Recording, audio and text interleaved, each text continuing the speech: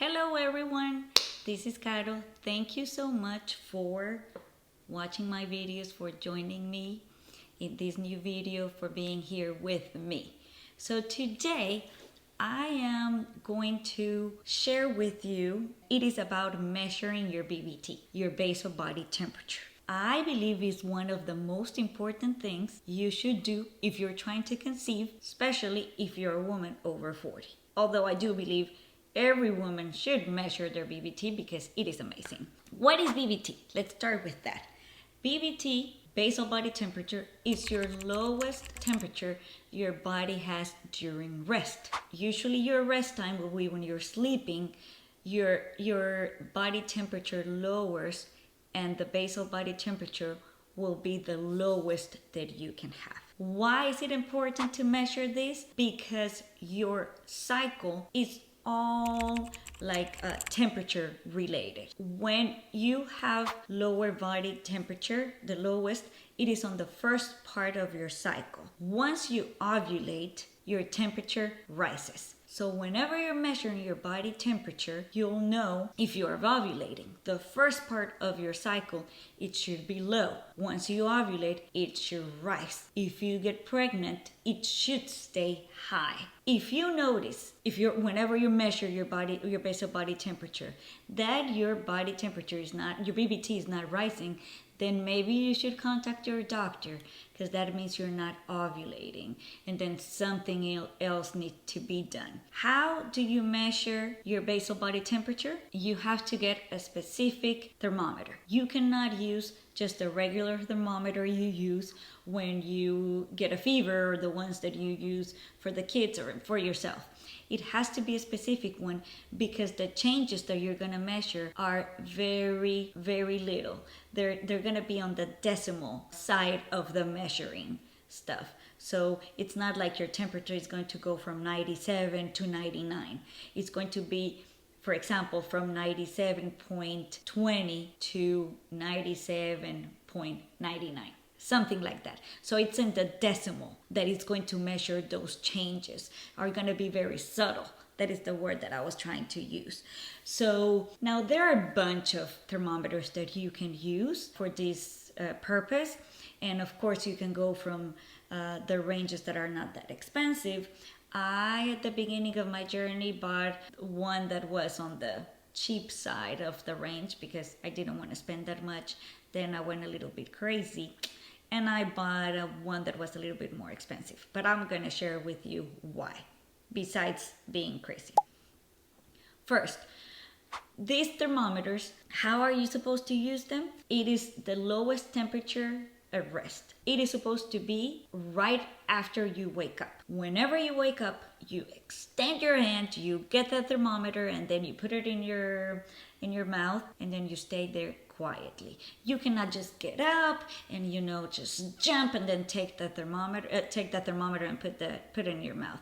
You cannot just wake up and go to the bathroom and pee and then take the temperature. You have to do it right after, like you open your eyes and then you measure your temperature because your body temperature will change super fast. So what I did was I got this thermometer, I stretched my hand, got it, waited there quietly, not moving, not thinking until it did beep beep, and then I would record the temperature. It was the first one after I wake up. Why did I change my thermometer? Because it is supposed to be you taking your temperature pretty much at the same time every day. At the time when I was trying to conceive, I had a different day shift, so I was waking up anywhere between 4 a.m. in the morning till 7 a.m. in the morning. So I thought that was like a very broad range and I was not that comfortable with the temperatures, the measurements that I was getting. I thought they were not that accurate just because it was not at the same time.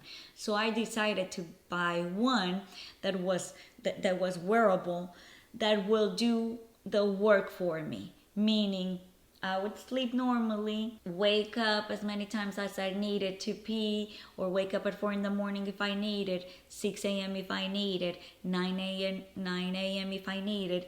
And the device will record the lowest temperature of my body. And then I will sync it to an app in my phone, and I will just transfer the data. Now, I wanted to know if those were accurate. So the truth is that I was taking the temperature with the oral one and with the wearable one, just because I wanted to make sure that they were kind of similar, and they were. Meaning, if you cannot buy the expensive one, then go ahead and buy the cheap one. They work exactly the same. I will put the links below of the two that I used so that you can buy them if you want to go into this journey. I believe you should. Like I said, mine, I was synced to my phone, but you can do it in other apps that you can just manually put the temperature, or you can do just a paper chart to include the temperature, because pretty much it's just you analyzing the data. Apps can help you analyze the data for you, and if you want to do that in this digital world right now, then just go ahead and do it. If you are like me, that you like to write stuff, then just go ahead and use a paper calendar. They work exactly the same. You can use your brain and analyze the data. If your temperature is low, you're still in the first part of the cycle. If your temperature rises, you ovulated and you're in the second part of your cycle. I did that every morning for for 8 months, I believe. And I kept doing that after I got pregnant because I thought it was interesting to see how my temperature was still high. The reason too that I was doing that is because during my first pregnancy, if you have seen my videos, I had a miscarriage. My first pregnancy ended up in a miscarriage at week 8, and I was taking my temperature at that time, and it kind of announced that a miscarriage was coming, because your body is all synced together. And it was, once I was kind of losing the baby, I was measuring my temperature, and the temperature was kind of dropping, letting me know that something was not happening the way it should during my pregnancy, and I ended up losing that baby. So during my second pregnancy, as you can imagine, I was super anxious, and I was just trying to make sure that I was still pregnant.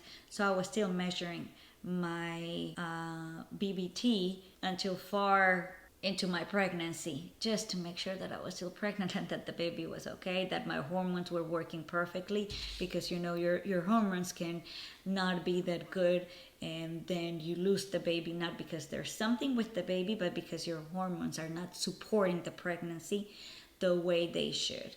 So I find it super interesting how your BBT is telling you how your cycle is working, how it is working correctly. It's kind of hinting you if you're ovulating, and if you're not, then definitely you should visit and kind of tell your doctor what is going on, what you discover, so that it can do further testing, blood work, I imagine, to see if there is something wrong with your cycle.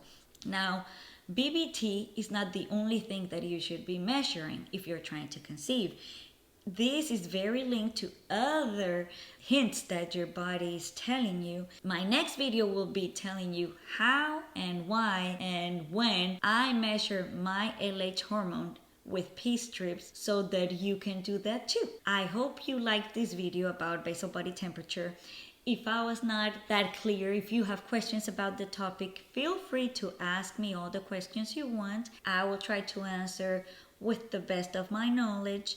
If you just have questions of general pregnancies after 40, then go ahead and ask me, because my pregnancy was when I was 41. I got pregnant in my 40s and I delivered at 41. So whatever you want to ask, just don't feel shy.